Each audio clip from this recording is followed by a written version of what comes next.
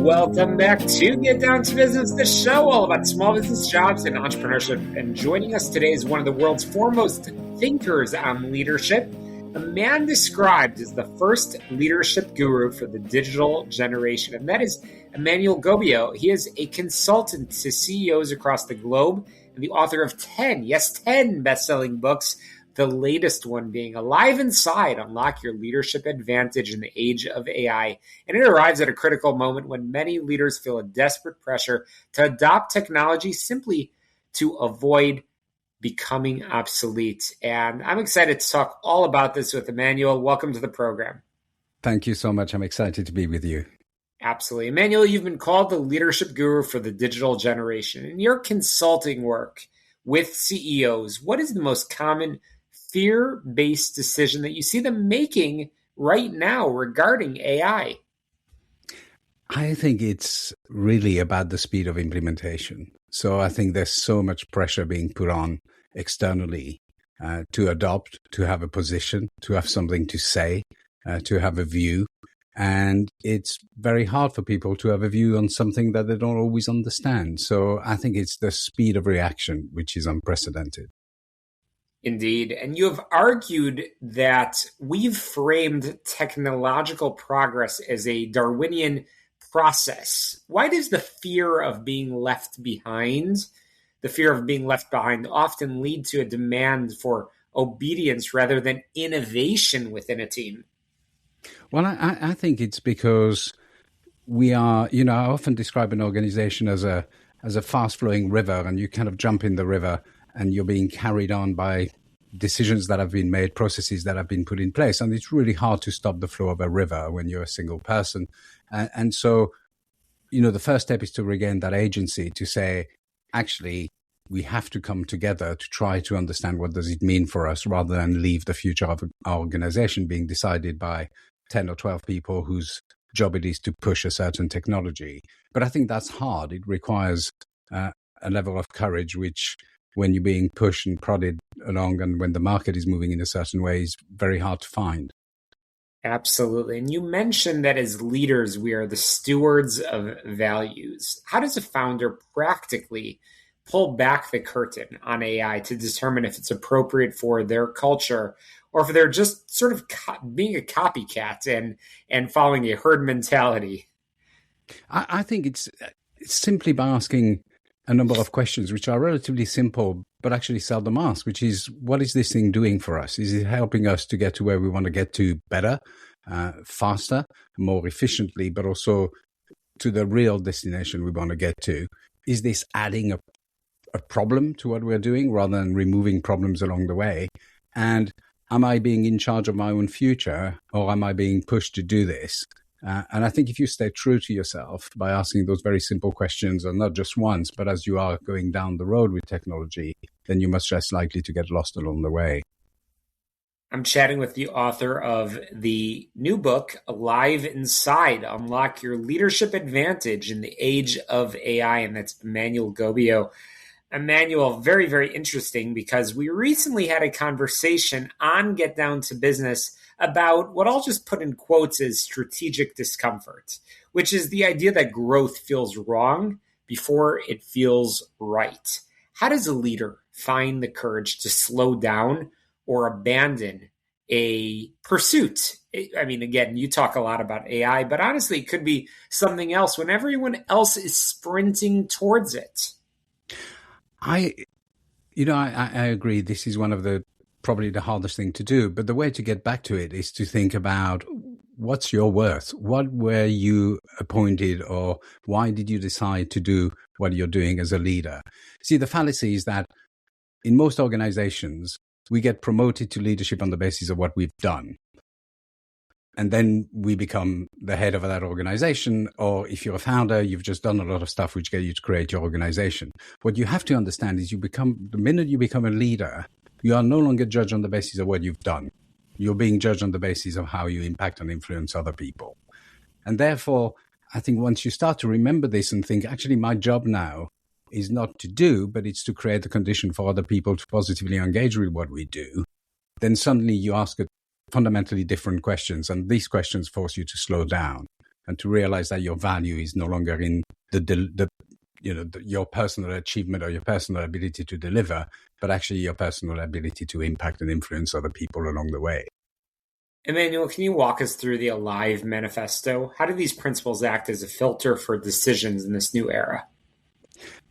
Well, I mean, I use the Alive as the mnemonic for a number of words. The first step is to attune, which is to listen to the environment, to see what it is that machines can't see or machines can't hear. So, before we implement the technology, are we really understanding what it is that we're trying to achieve?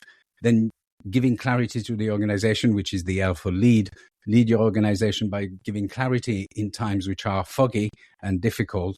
And then the rest is really about using your discernment. It's about generating emotional energy in the organization so that you can emerge out of this fog in a better place in times in which you can't control, but you can still lead through that place. So it's really about listen, attune yourself to your environment, give clarity and direction, set the standards, and then just lead your team through that fog. Yeah, that's powerful stuff. Once again, chatting with Emmanuel Gobillot. Emmanuel, real quick before we hit the break, when did you become passionate about this topic? I know you write frequently, you speak frequently. Is there a quick story behind that?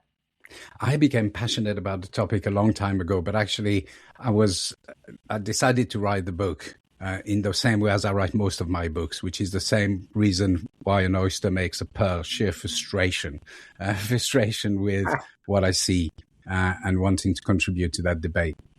I've heard you say in the past that vulnerability outperforms perfection. I agree with that wholeheartedly. In a world where often we can find the perfect answer in seconds, thanks to technology, why is a leader's willingness to be imperfect actually a competitive advantage?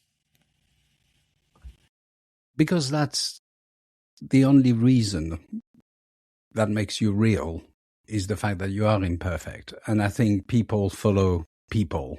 And so I always say what we want from our leaders is for them to be themselves, more with skill. And so the more you show of yourself, the more people understand why you're doing the things that you're doing, the more you're in contact with them, the more flows are going to come out, but the more real you're going to be. So if you learn to be skillful in the way you display those flows, I think you can take people with you a lot more easily than if you were trying to parade around trying to be a better version of whatever LLM you happen to be using at that time. For sure. And as you said right before the break, I know that this topic and this book was born by, as you said, sheer frustration. You've warned that ethical lapses in automation multiply exponentially. Can you give us an example of how a small human error becomes a catastrophic failure when it's built into an automated system?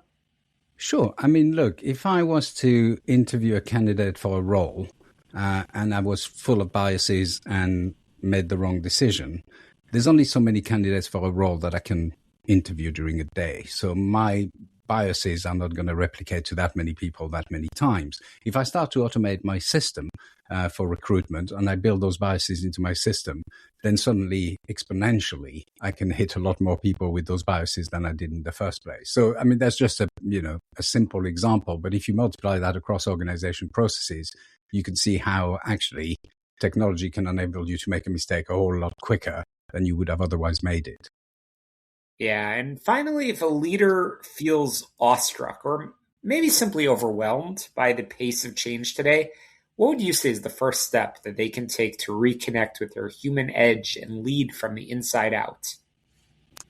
It's probably one of my biggest frustrations, to come back to the point of frustration, my biggest frustration with the leaders that I meet is seldom do they know the number of people who walk through the world looking at them thinking, I wish I could be more like you. And so what I would say to a lot of the leaders out there is just reconnect to what made you great in the first place, understand your value, understand your worth, understand that you have agency, that actually none of that stuff is being done to you, that you are free to make choices for your own organization. But it's really important to start thinking about, why am I here in the first place? Why did I get to this position? What is it about me that I have to, because that enables you to understand your contribution. This is very, very powerful indeed. I want to give the final word over to you. I know our listeners will be very interested in finding the book and very interested in also seeing all of your other writings and talks and get in touch with you. How can we do so? Well, this is the point at which I wish I was called something like John Smith. So you can find me on my website, which is emmanuelgobillot.com. That's EMMANUELGOBILLOT.com. You can find the book on Amazon or wherever you get your books from. And otherwise, you can find me on whatever social media platform you're using. I'm on LinkedIn, and always my handle is my name. So just Emmanuel Gobillot. And contact me if there's anything at all that you have any questions on.